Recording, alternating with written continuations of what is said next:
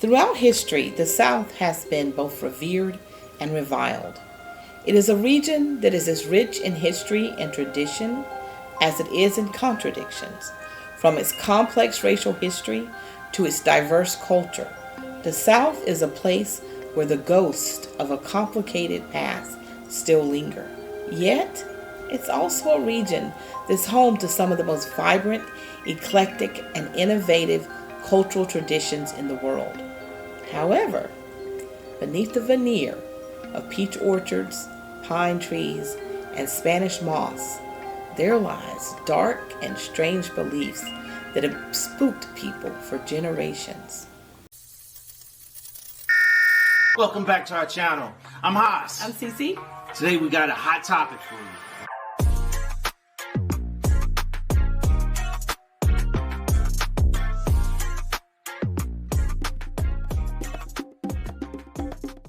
The word haint is a colloquial way to pronounce haunt, which is another word for ghosts or evil spirits that were usually trapped between the world of the living and the dead. The word comes from the Gullah community of the people that descended from Central and West Africa, enslaved people who settled on the coast of Georgia and South Carolina. Southern black people believed that ghosts and spirits, which they called haints, walked the earth. These haints could come into your home through a door or a window and cause any manner of disruption. The goal was to deter these haints before they could enter your homes and cause trouble. They believed that haints were afraid of water, so they painted their doors, window frames, shutters a watery shade of blue that would repel any haints that approached their home with the intent of haunting it. They also painted their porch ceilings a sky blue color. By doing so, the Southern blacks hoped that haints would confuse the ceiling color with the sky and bypass their home entirely as they floated up into the ethereal blue color. However, if you don't want to paint your porch blue, a child's dirty handprint will do the same thing. Another superstition used to keep troublesome spirits away is bottle trees. Bottle trees originated in the Congo in West Africa and date back at least to the 9th century. Bottle trees were also observed in the Caribbean and black communities that comprised people brought there from West Africa via the transatlantic slave trade.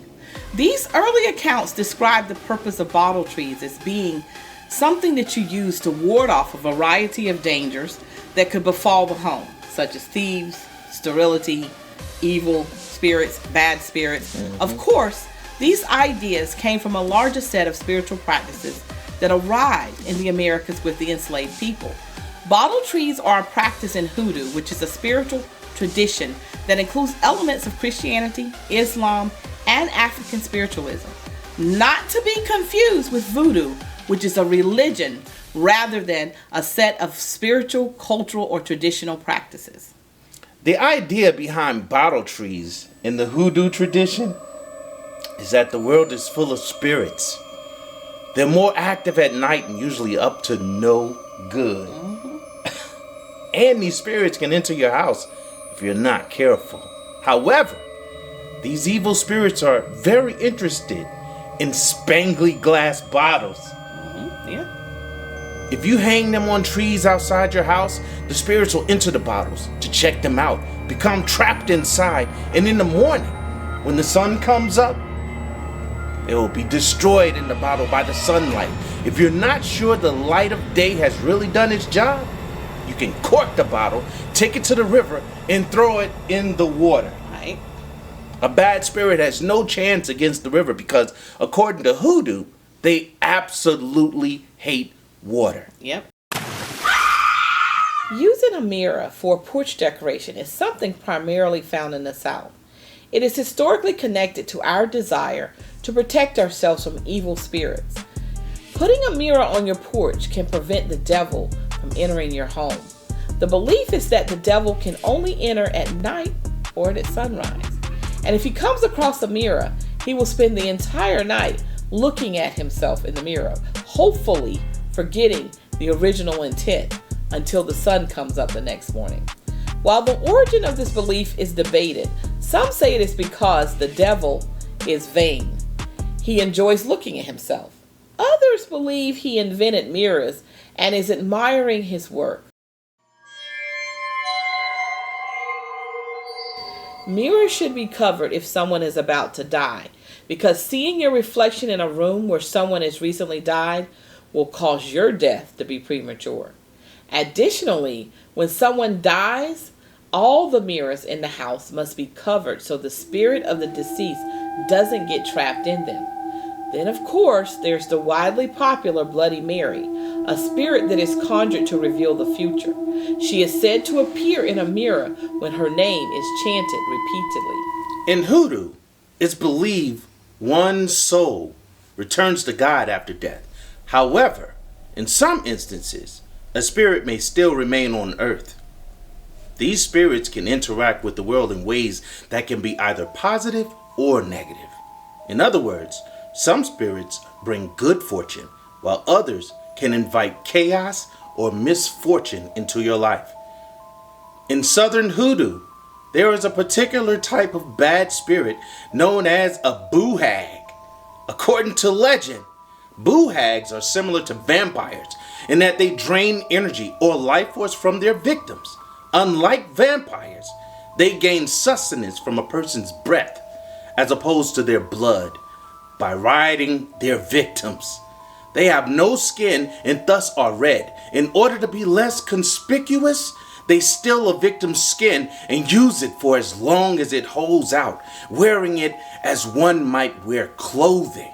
They remove and hide the skin before riding. When a hag determines a victim is suitable for riding, the hag generally gains access to the home through a small crack, crevice, or hole. The hag then positions itself over the sleeping victim, sucking in their breath.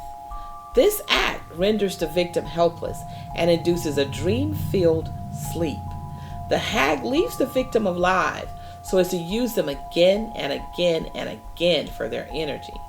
If the victim struggles, the hag may take their skin, leaving the victim to suffer. After taking the victim's energy, the hag flies off, as they must be back in their skin by dawn, or they will be forever trapped without skin. When the victim awakens, they may feel short of breath, but generally the victim only feels tired. The phrase, "don't let the hag ride ya," has been commonly used in parts of the Low Country.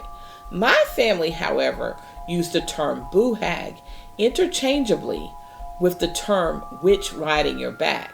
But a Boohag is a spirit, whereas a witch riding your back is more like sleep paralysis. Of course, most people are familiar with the Southern traditions surrounding New Year's Day. If you want to have a good year in the South, you better make sure to eat right, which should include collard greens for money, black-eyed peas for luck, and pork for prosperity. My family also had a few superstitions surrounding New Year's. The one that my mother was most adamant about was not washing clothes on New Year's. She believed it invited death into the family. In other words, if you washed clothes the first day of the year, you'd wash someone right out of your family. Another one was that you shouldn't clean your house on New Year's because you could sweep away all your good luck for that year. And then another kind of funny one was that the first guest on New Year's would signify the temperament of the household for the rest of the year. My mother believed that the guest had to be tall in order to bring good luck. However, others in my community said that the guest should be fat if you wanted to be extra prosperous for that year. However, everybody in the community agreed that an ugly guest caused bad luck. Another very popular superstition was that if your ears are ringing, someone is talking about you. This one originated more than 2,000 years ago from the Roman philosopher Pliny the Elder, who crafted an encyclopedia for natural history containing a theory of Middle Ages.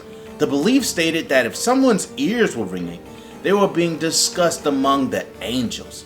So it is intermingled with Christianity. If a dream includes fish, someone is pregnant. This is one I heard all the time growing up.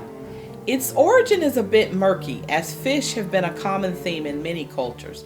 Some sum it up to simple biology, When reproducing, fish release a ton of eggs, up to 1,000 a minute. And since fish are so fruitful during reproduction, they are considered creatures of fertility. So this is likely how this superstition started. A bird flying into a home means bad luck or death. The Celtic culture believed that birds, more specifically crows and ravens, were a sign of sickness or death.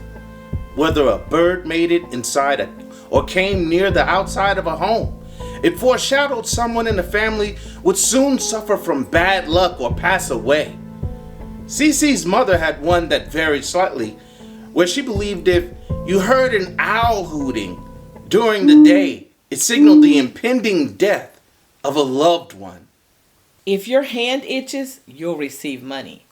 Though this is a popular Southern belief, it seems to date back to Vedic astrology, which originated in India as a cultural element of Hinduism scriptures. Itching palms could signify either good or bad fortune. Per Hindu mythology, itching of the right palm means abundance, while the left palm symbolizes the departure of Lakshmi, who is the goddess of wealth, fertility, and prosperity. When the deity is near, the right hand itches. When she is absent, the left hand does. Before we go, we like to share a few more popular Southern superstitions. And I'm going to start it off with wash your hair in the first rain of May so it'll grow faster. Never eat both ends of a loaf of bread before finishing the middle, otherwise you won't be able to make ends meet. That's true. Also, hold your breath when you pass in a cemetery, otherwise someone who's recently died may enter your body. Wearing new clothes on Easter Sunday brings good luck. And you know, if you ever see the sun is shining while it's raining, the devil is whooping his wife. When walking with someone else, never allow the space between you to be broken by a pole or post or anything really. It will bring bad luck and potentially sever the relationship. If you do split the pole, you're supposed to say, bread and butter.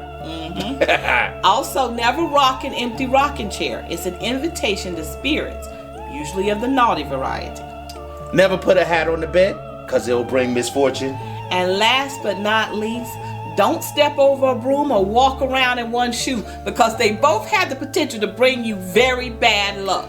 Goodness gracious, I know I've walked around in one shoe several times. As you saw in one of our last videos, I literally put one sock on and then a shoe. So, well, that's all for today, good people. We appreciate you all for joining us. Please like and share this video. Don't forget to hit the notification bell. And as always, please share some of y'all's superstitions. We love to hear them. Until next time. Peace.